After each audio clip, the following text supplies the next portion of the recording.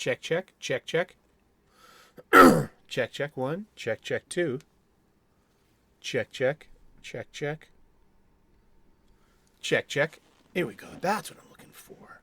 I'm going to totally whack into this again with a comic book, a floppy, a graphic novel, a trade paperback, a manga tankobon, a bag and a board.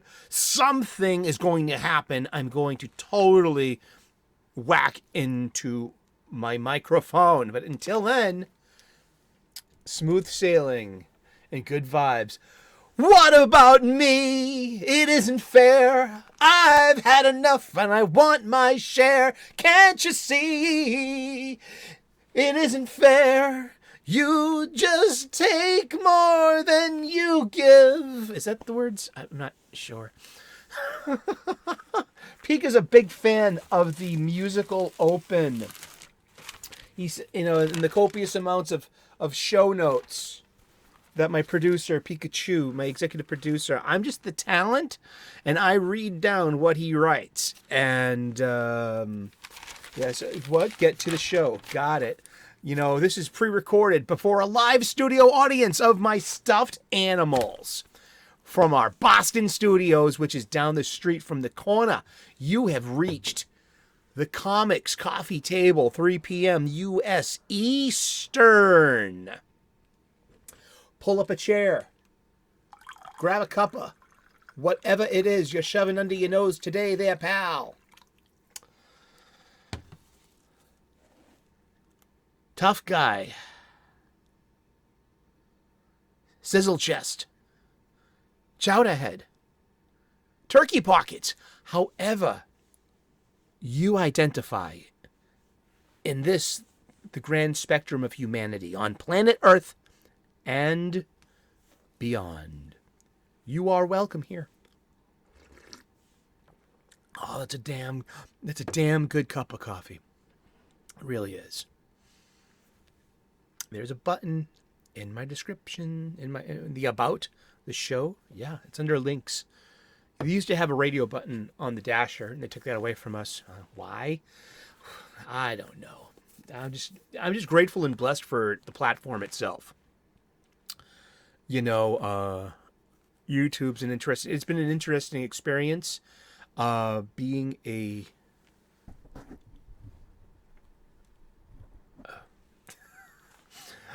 a producer of. Sorry, I'm still tinkering with this, aren't I? Fiddle about. Oh, geez, that's a terrible reference. But yeah, I just I'm a big boy YouTuber now. I have to show my microphone and my pins off. So, that's what Drinker, the boom mic operator, cameraman, and the set designer. He's on his union break. Leave him alone. You don't even ask what he's drinking. I don't. And this is Canadian Bear, the studio audience. And you. We assemble here daily, 3 p.m. U.S. Eastern, to celebrate our love of our hobby, to take our minds off of our minds, and to enjoy our coffee break, just a break in our day. The show is designed for you to tune in at any time of the day while you're on your break and grab some refreshments, bring a snack, and then we go back to our days. And that's about it. Yeah, and just we like to think that we're clobbering our problems here and not being clobbered by them. And yeah, we have a good time talking about comic books. We continue a comic book shop style conversation, and it's new release Wednesday. Therefore, I'll be hitting my LCS. That's right, my local comic book shop, home of Free Comic Book Day, first Saturday in May. It's fun. It really is. I've been a comic book buyer all my life. I'm half a century old, and comics have been a constant and one of the oldest friends in this person's life. And I'm very blessed and grateful for that experience, and that I'm in the Boston area. I mean, literally, I grew up in South Boston, Massachusetts.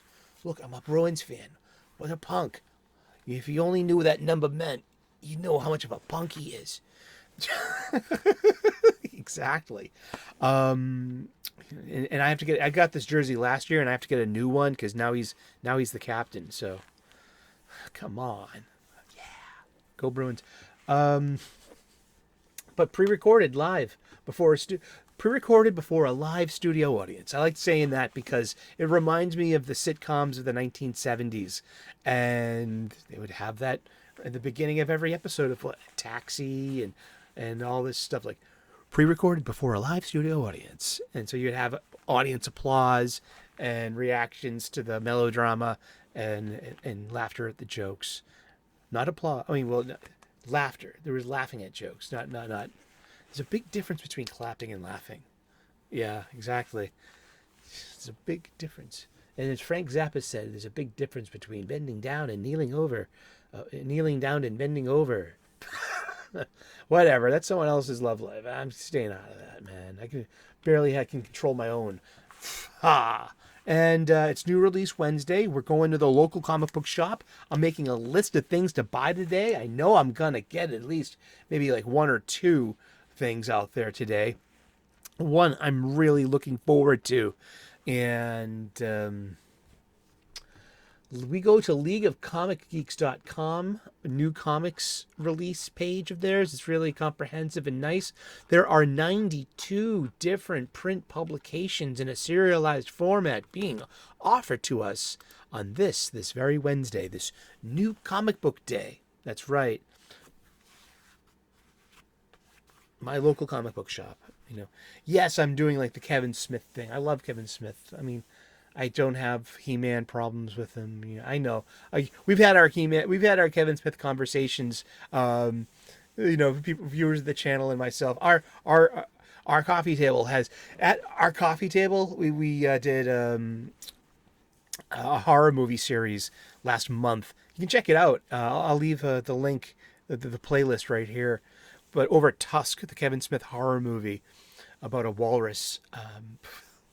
We had a good conversation about Kevin Smith. I like Kevin Smith, and you did too, because that's why your feelings are hurt. Aww.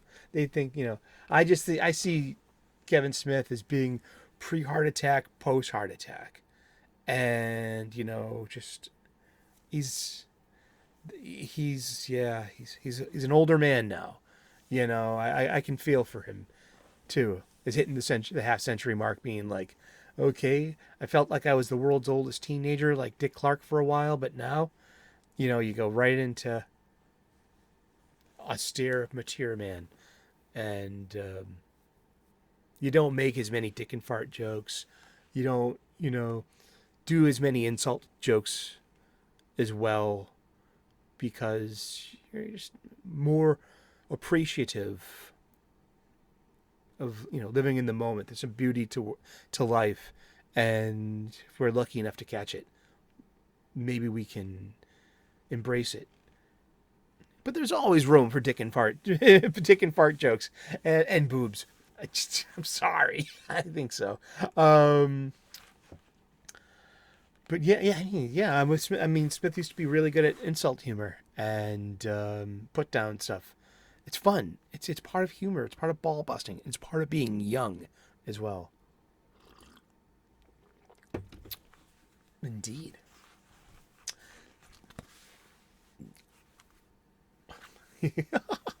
I'm a Smith fan. Look at that. That's a Buddy Christ. Doesn't he just say Buddy Christ? George Carlin said Dog was a good movie. It was hard to find on DVD. Jeez. It really was. All right, let's get to the list of comic books. Some of these I've read already, in my pirate treasure chest. It's nice, and but I still buy. One thing I read in my pirate treasure chest, I'm totally buying still. Heck, I might get 2 copies. Depends, and well, let's see if there is a beautiful variant cover, because that's part of what we talk about here as a monthly comic book buyer and as a monthly as a weekly comic book buyer. do have the dirt. I'm looking at my my Marvel pirate chest, and I'm like, wow, I got 3 Star Wars books to read this week. I'm a huge Star Wars fan. I want there to be strong, fun, good Star Wars stories. There's one, perhaps, in my humble opinion. I mean, I guess if I was a bit more fair, hyperspace stories could be more fun. And but let's get to it. Let's do it. Get down, make lunch.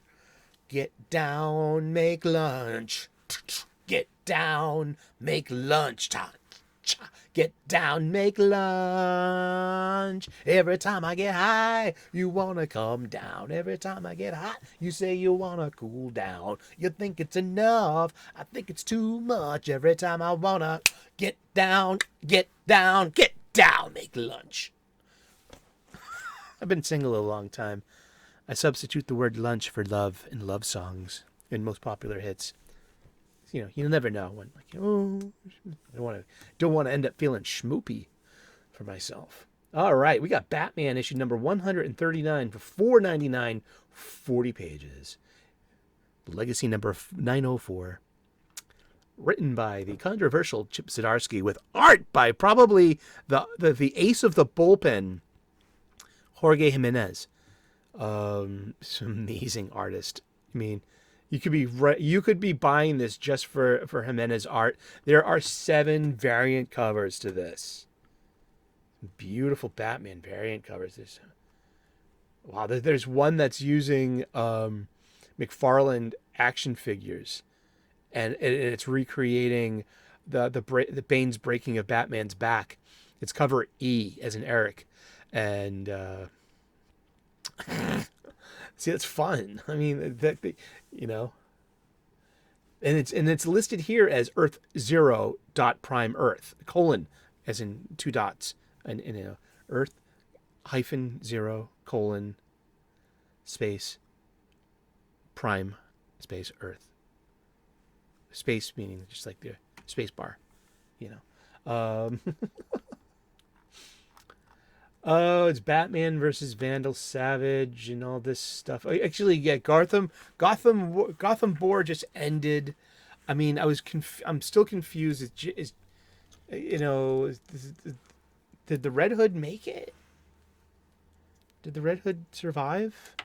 I thought that scene with Jason putting his hand on Bruce's shoulder at the smoldering wreck was like a memory. I didn't think that was actually Jason. I thought that was just like Bruce's guilty conscience. Don't know. I'll read it if it's in the DC treasure pirate chest. Gang War prequel. Gang War is coming. It's Amazing Spider-Man number 37, and yes, it's $4.99. It says 28 pages right there, and I'm gonna click on it right now, and that's 25 pages. It's cover. 1 page, and oh wow, actually the art's pretty funky in this. It's pretty, you know, it's Ed McGuinness on art, and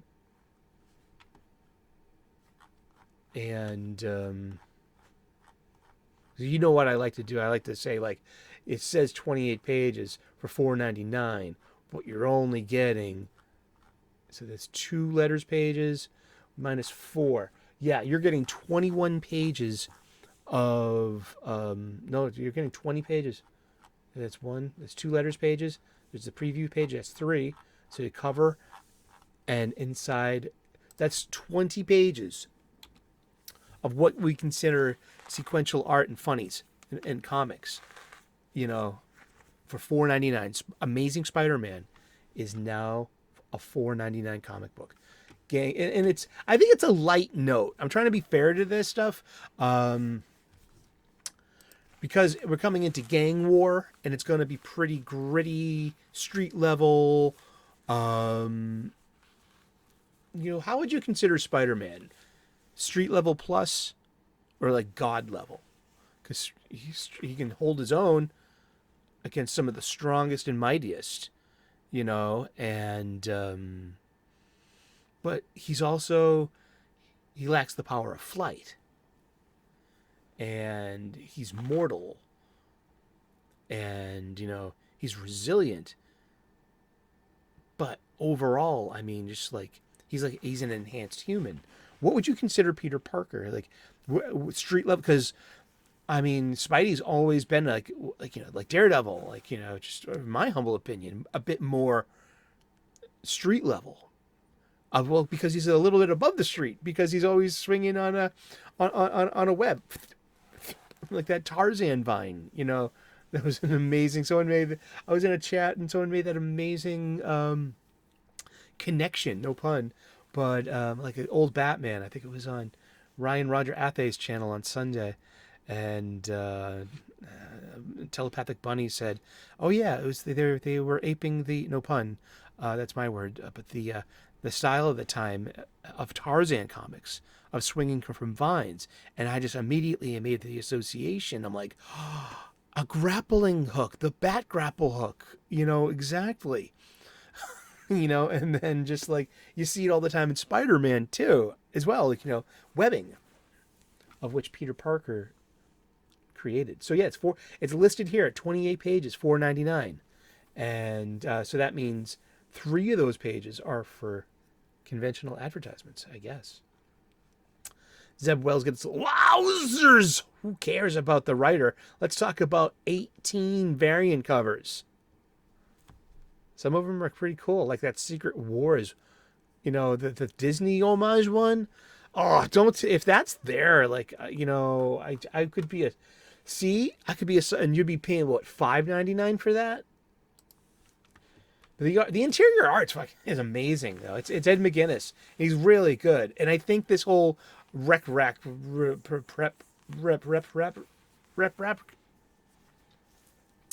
The comic figure here is literally for comic relief. Spidey has been full of comic relief forever, like with puns and things. There's X-Force number 46.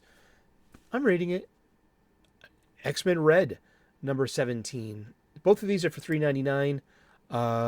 2 variant covers for X-Force, written by Benjamin Percy. X-Men Red's written by Al Ewing, and art by Yildiray Cinar. This is really good, and I'll be honest, it's confusing as all hell, and it's one of my least favorite of all the X titles I'm reading. But this issue was the most pleasing of them I've read so far. We got Poison Ivy number 16 with 5 variant covers. It's G. Willow Wilson, and artist is Marcio Takara. It's not bad. It's in the Bat family. It has the Bat oval on as part of its trade dress. It's still under the Dawn of DC trade dress as well. Let's see how long that lasts. Maybe 1 year or so. But it says $3.99, and this has 39 pages. Yeah. It's Poison Ivy, ladies and Poison Ivy, and Harley has her own title too. And there's Dark Droids, Darth Vader, Star Wars number 40.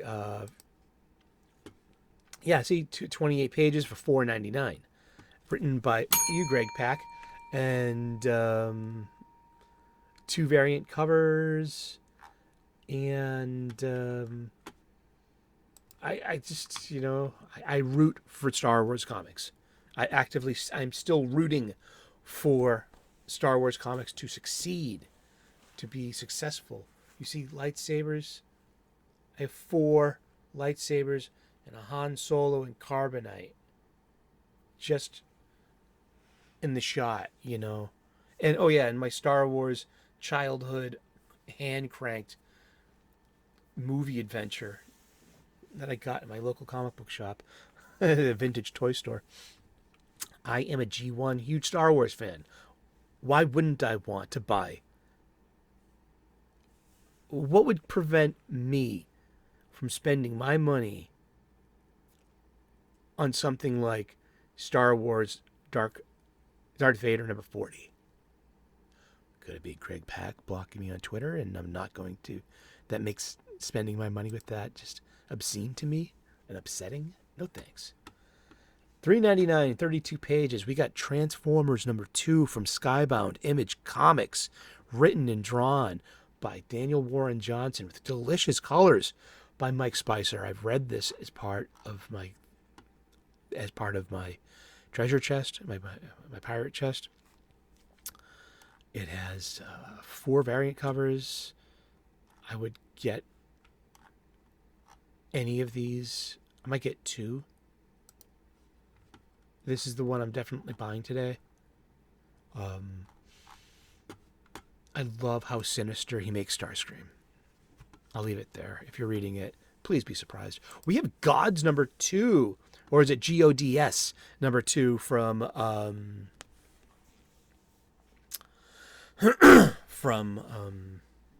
see if I don't want to jinx myself.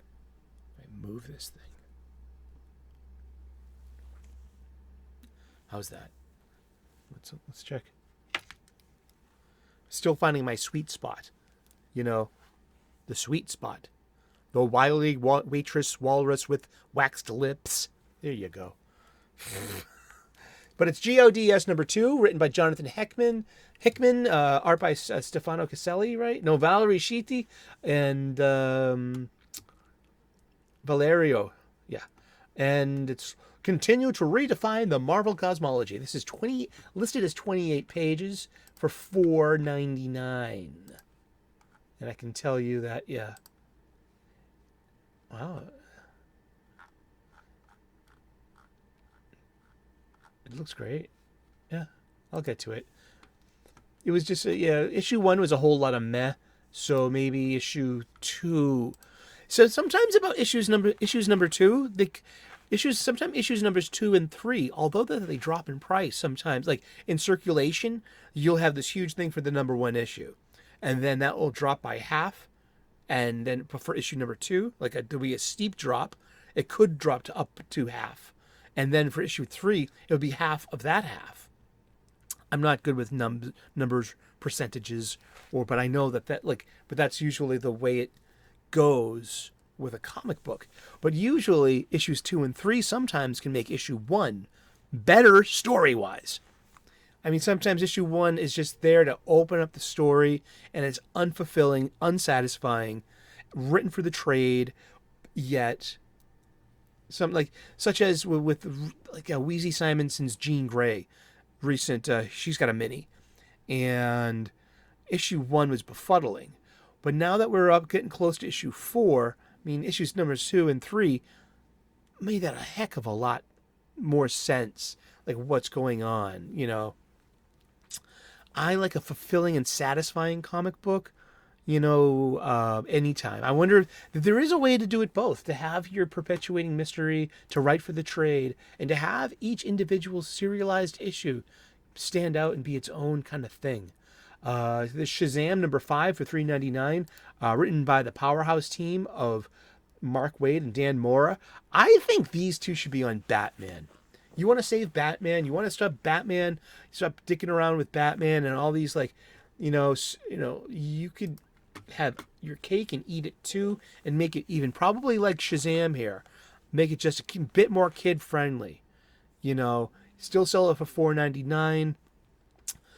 But make something that you could publish in the Tonkabon format, and something that you could include, something that Scholastic would be all over, something that's not specifically made for kids, but something that's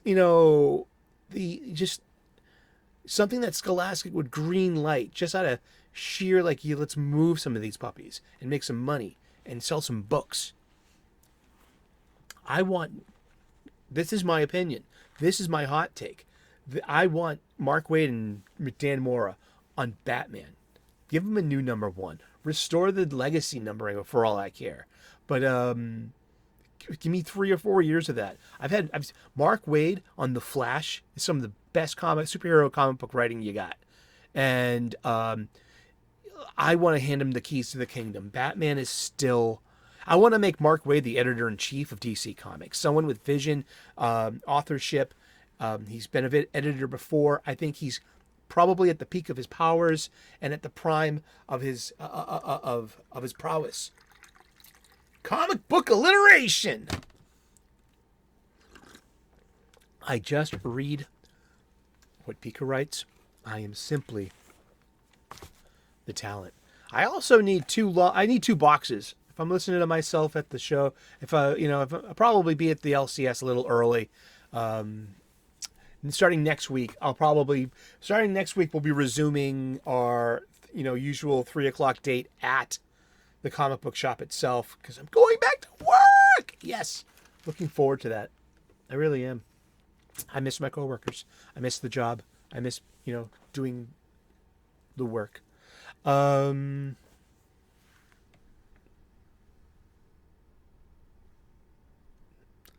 Finding my sweet spot. Yeah, I'm like, how to not obscure my face. Aha! Oh, okay, I know what's going on. All right, we'll figure that out. We will figure that out. I get it now. It's about tightening at the elbow joints here. Shazam got 4 variant covers. It's Shazam number 5. I've put it down though. It bores me. I don't care if Batman shouldn't be boring, but he's doing such a good job with Batman on World's Finest. That's the proof of the pudding on the plate. And that's we got Birds of Prey number 3. I think this is going to reprint great in that Tankobon format. I also think that Blue Beetle number 3, being released this week too, is going to make excellent new comic books for younger readers. See, DC has this idea of a smaller, 8.5 by 5.5 digest size format, but they're republishing some real, in my opinion, duds. Batman Hush and Watchmen. Things that have huge circulation in oversized and in regular. But they're kind of story. Those are 2 stories that are made for older and lapsed readers. Yeah.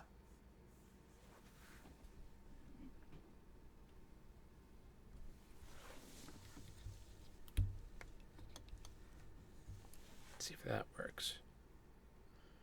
See if I put it too much in the front, and the camera's always focusing on it. And how do we sound? We didn't mess up the sound, did we? Check mic. Thank you. And thank you for tolerating all the foolishness with the camera and the mic and everything. It's it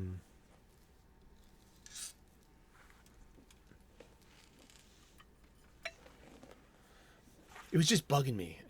I just needed to, to do something about it. We got Uncanny Spider-Man, $3.99. It's fun, enjoying that. I love Nightcrawler. Kurt Wagner is one of my oldest friends. I've been an X-Men reader since 1981, and he's always been a very, very cool character. Guardians of the Galaxy number 8. Been looking at it. I've been looking at the bubbles, the dialogue bubbles. I've been looking at the art. Yeah. It's just, it's not my thing. House of Slaughter number 19. TMNT, Teenage Mutant Ninja Turtles, the IDW years, number 145. They're getting ramped up for their big issue 150. That's their, big thing. There's Joker the Man Who Stopped Laughing, number 12 for $5.99, 40 pages. It's the final issue. Matthew Rosenberg and a lot of good artists on this. It's got 3 really nice variant covers. I'm pretty sure that this is continuity. Is it? I'm not sure. I kind of don't care. But I know Francisco Francavilla has done a bunch of art for this, and Matthew Rosenberg. Lots of people give him stuff from my side of the aisle, I guess. I like to say I'm in the middle, but also I know what I know who I stream with, and I know how they sound, and I know how they feel about his writing. But I've had very few opportunities to read what he's writing, and this is going to collect very nicely, especially for Joker fans. And to be sure that I'm not really paying attention to this comic book, but I read last 2 weeks ago was the Gotham War Red Hood Special #2 that Matthew Rosenberg wrote, and Joker was a big character in that. Not just so we have Scarecrow, we've got Red Hood, and we got Joker in the mix too. And I really enjoyed Joker's use of character voice. I mean, that sounded like Joker. I liked that. I could hear Mark Hamill in my head reading this dialogue bubble. And for me, that's a compliment. I mean, seriously, that means, way to go. All right, we've got Punisher #1, which I'm going to check out. It's $5.99 for 40 pages. So let's just see. Let's do the math, mouth breather. It says here 33 pages on the that's -1 for the cover.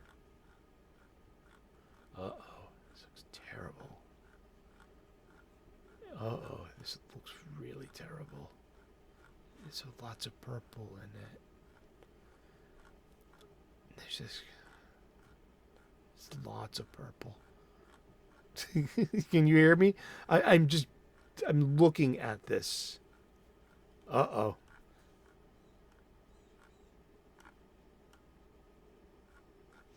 Well. It's 2, 3. Okay, so it's 30 pages of art and story for that inflated cover price.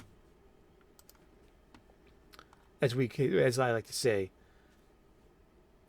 actual funnies. There are 5 variant covers, including a really cute Scotty Young, and it's the man is different. The mission remains the same. It's Punisher. It's not the Punisher. It's Punisher #1. It's not Frank Castle, and it's not your grandfather's Punisher. There we go. Let's see. Fire and Ice, Welcome to Smallville #3, $3.99. This is going... See, I think something like this is going to collect very well and sell well with young people. If DC can collect Fire and Ice and even Hawk Girl, I mean, those 4 titles right there, these brand new titles with new creative people, in that format, and gives Scholastic something they want to sell. Yeah, I am not saying it's good. I'm saying it's not made for me. But there's a lot of good qualities to it. I know. I'll take shit from the boys for that. Why not? I mean, it's just it's a comic for girls, made for girls, by girls. You know what I mean? I'll stick up for some girls. I like girls. I do. We got 2 more Star Wars comics this week too. Both of them High Republic. So we have The Shadows of Starlight #2 for $4.99, and that's got 5 variant covers, and that quotes 28 pages. So that's $4.99 for basically 20 pages of funnies. And then you have Star Wars High Republic #1, and that's at $5.99, and that's quoted at 40 pages. And I guess this is called High Republic Phase 3. Oh, what was that line from the Beatles? Let it be Phase 1, when Darius gets her roots. I Dig a Pygmy by Charles Humphrey in the Decades. Phase 1, in which Darius gets her roots. Ding, ding, ding, ding, ding, ding, ding, ding, ding. 2 of us wearing raincoats, standing solo in the sun. You and me Sunday driving, not a... Oh, wow. Captain Marvel Dark Tempest, $3.99. It's issue #5. I mean, I'm sorry, but this is written for the trade, and every time I read a new issue of this, I'm like, this can't be over soon enough. this isn't. It's not that it's bad. It's just not for me. Maybe this will collect. This will collect well. Yeah. Maybe this will make a nice gift for younger people in my life, or girls. Let's see. There's Marvel Unleashed #4. Hopefully this is the last issue. It's the final stand. Yeah. It kind of lost steam for me at issue 3. I really liked issues 1 and 2, but by issue 3 it was like, you know. Here's one that everyone's talking about: the Enfield Gang Massacre, issue #4. This is $3.99 on Image Comics. Image is just cranking out base hits, extra base hits these days, triples, doubles. They're getting, and they got runners in scoring position.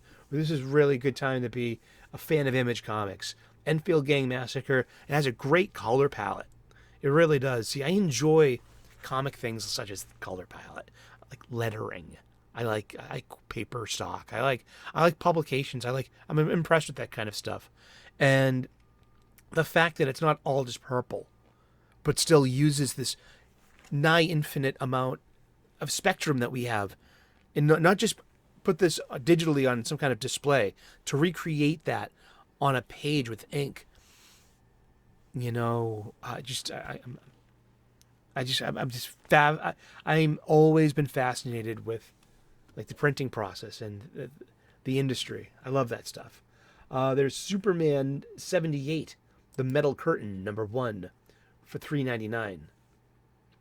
Robert Venditti returns to the Man of Steel for the 1978 sequel. Superman 78. It's basically I missed out on that one. I skipped that one, and it's just the Christopher Reeve adventures, which is cute. It's cool, and then it's got a sequel, and this is it. And Robert Venditti writes really good superhero stories for DC Comics.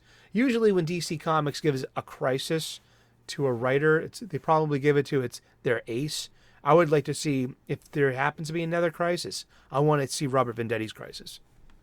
That would be cool. Because he's, Jeff Johns has left the building. Who is the heir apparent? Is it Mark Waid? I think Mark Waid should be a writing EIC. And I think that someone like Robert Venditti could be the next ace of the bullpen for DC Comics. The man, the writer with the lore, the knowledge, the capability to write really satisfying superhero stories for young and old. Yeah, big. I've turned into a fan of his. Teenage Mutant Ninja Turtles: The Last Ronin issue #1 reissue for $4.99 might get my for 52 pages might get my money, because I've only recently been spoiled on the identity of the Last Ronin. And that I've gone this long with not being spoiled. That's pretty cool in itself. And the identity of the Last Ronin is heartbreaking. The whole thing of leading there. But is it my time to hop aboard this? It could be. There's a Firefly from Boom Studios. Firefly being Joss Whedon's space opera, his space western. There's Star Trek, Picard's Academy #2 by IDW, written by Sam Meggs. It's about young Jean-Luc Picard at Starfleet Academy, and hopefully Boothby gives him a rash. If anyone's reading that, let me know if Boothby's in it. Grew into the Wild #4. I kind of gave up on that one, and Count Dante #5's solicited again for this week. Let's see if it shows up. But I'm there for it if it's there for me. And that much does it for new comics this week. As always, there's an Archie comic digest for $9.99. And recently, I always see solicited The Beano, which is a British weekly, for $3.70. The Weekly Beano is at issue number 4211. Hats off to Beano. Really, British kids know what I'm talking about. They eat beans on sandwich bread, man. They're British. And then the Archie comic digest, I never see any of those. Maybe I should ask. Could you get me the Beano? Could you order me the Beano for this week? I want to check it out. They should get an old issue or two and check that out. Is anyone reading the IDW Star Trek books? I'm a huge Star Trek fan. There's Star Trek Defiant that's out this week, issue number 9, $4.99. It's got 5 variant covers, 28 pages. We know what that means. But there's the stigma of like, hey, it's, who the editor of the IDW Star Trek fleet is, right? The Grand Admiral. I don't know. It's just nothing against them personally, I guess. Just maybe their Twitter personality. Let's put it that way. Wow. Yeah, I hope Count Dante's out there so I can spend a few more bucks in my LCS. And maybe I'll catch up on Gru. Why not? It's a nice comic book. You know what I mean? It's everything I want in a comic book. It's fun. It's well drawn. It's well lettered. And it's got a character I can really understand. Of course, it's Gru, the Wanderer. And, oh gosh, Icon versus Hardware number 5. Is this the last issue? It all ends here. Thank goodness. I read that last issue, and it's just one of the worst comic books I think I've ever read. It was terrible. I mean, I don't know. I mean, I'm rooting for it, though. I mean, it's Milestone Properties. Geez, I hope... Yeah, make some... Maybe that would sell. Collect that. Throw that in a digest. Why not? I mean, I think that's got a better chance to sell with younger readers than Hush or Watchmen. Why the hell would you want to give Watchmen to a young reader? Oh, no, it's not meant for young readers. It's the format. Most young... No. Kids are reading... There's a touchstone there. There's a generational bridge between kids and 2 generations ahead of, small people. And it's the manga tankobon that we all kind of read it. And that, there's enough... I mean, can we go back to a general audience? Is having substitute for swear words, with Octothorpe's letter, asterisks, ampersands, and dollar signs, is that appropriate?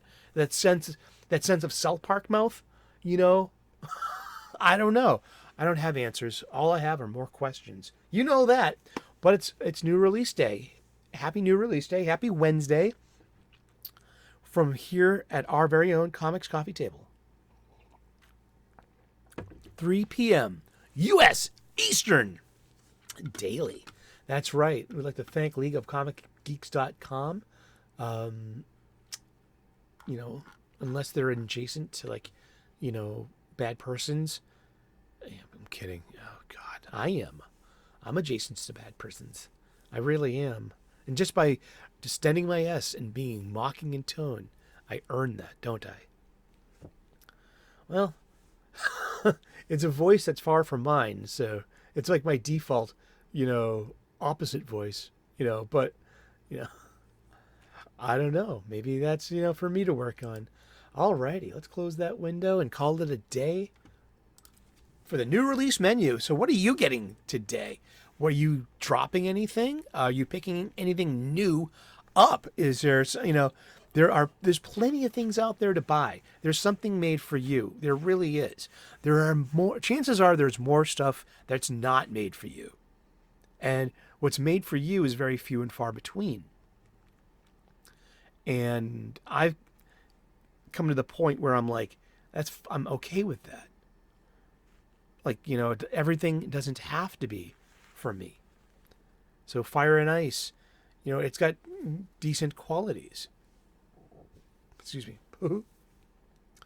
Blue Beetle, most definitely. It's an outrageous kinetic art style. It's it's just very reminiscent of Power Rangers to me at this point. Or Beetleborgs. Birds of Prey, I think, wouldn't that sell well to young women, to girls reading tankobon? Wouldn't you? I mean, seriously, Watchmen. I picked up. Today is actually the anniversary. In 1986, on November 7th, was released Watchmen #6. And I'll be hitting 14 years old 2 more weeks from then. And I remember picking up Watchmen at my comic book shop, my local comic book shop, Superhero Universe 3, in downtown Boston, on the corner of Washington and Winter Street, on the second floor there, like a Hall of Justice, man. That place was, and I remember thumbing through Watchmen. I don't know. You tell me. It was 13 too young to read Watchmen, because Watchmen was really violent and really graphic and really mature. I mean, would I give Watchmen to a 13-year-old today? No. Hell no. When would I give Watchmen to a young person?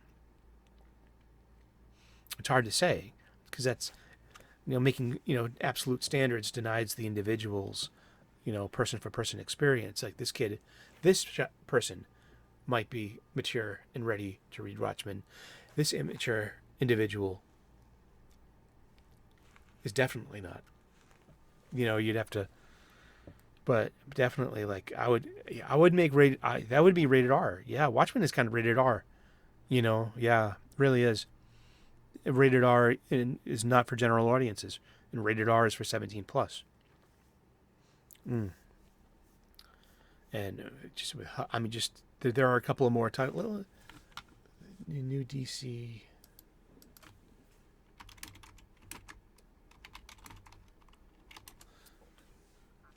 It's called the Compact Edition.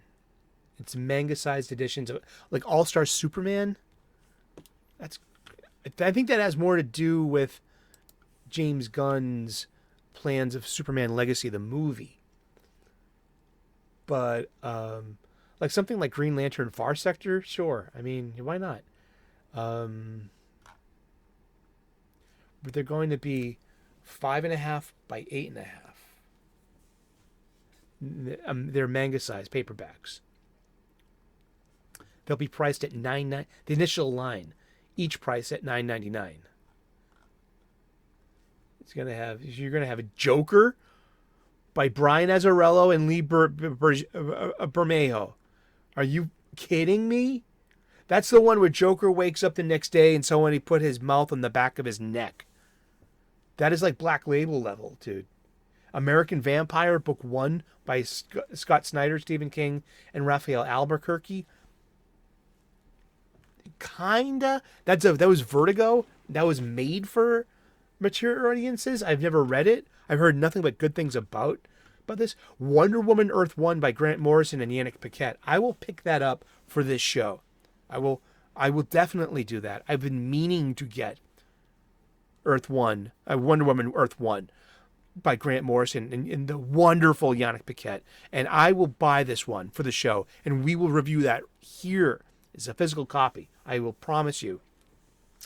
There's Catwoman, Trail of the Catwoman by Darwin Cook and Ed Brubaker, which is amazing. Then you have Harley Quinn and the Gotham City Sirens by Paul Dini and crew.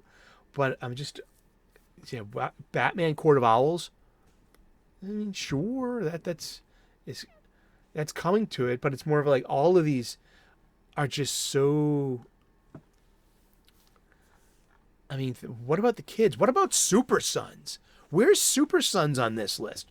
Why isn't Super Sons on this list? I would get my issues of Super Sons this way. I don't have that, and I would kick that over to a kid too.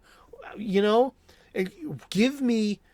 Hopefully, round 2 of this solves this particular problem of what they're offering. But I really wanted to check out Wonder Woman Earth 1 because I think Grant Morrison has something to say about the Golden Age iteration, the Charles Moulton iteration, 1940 to 1948 is Wonder Woman probably as a character and as a, at her purest form, written by her creator. I wonder. Charles Moulton, William Moulton Marsters. The pen name. Remember, the writer of Wonder Woman was the pen name Charles Moulton, because Charles Moulton was actually two people. It was the Dr. William Moulton Marsters, who invented the polygraph, and has this great history of psychology. He was a psychologist, and but also of Joy Hummel, his assistant. And Joy Hummel took over writing somewhere along the way too. Wrote the scripts from Dr. Marston, and the two of them are Charles Moulton, in my humble opinion. But yeah, I mean, yeah, well, we got to wrap up the show. Thank you so very much for tuning in today. Thanks for putting up with me futzing with the microphone. And that's that. And thank you for spending some time on your coffee break talking comic books. It's New Release Wednesday. And tell us more about your pull list and your stack of comic books. Namaste, good luck, God bless, and we will see you again in those funny pages. Ciao, bye-bye.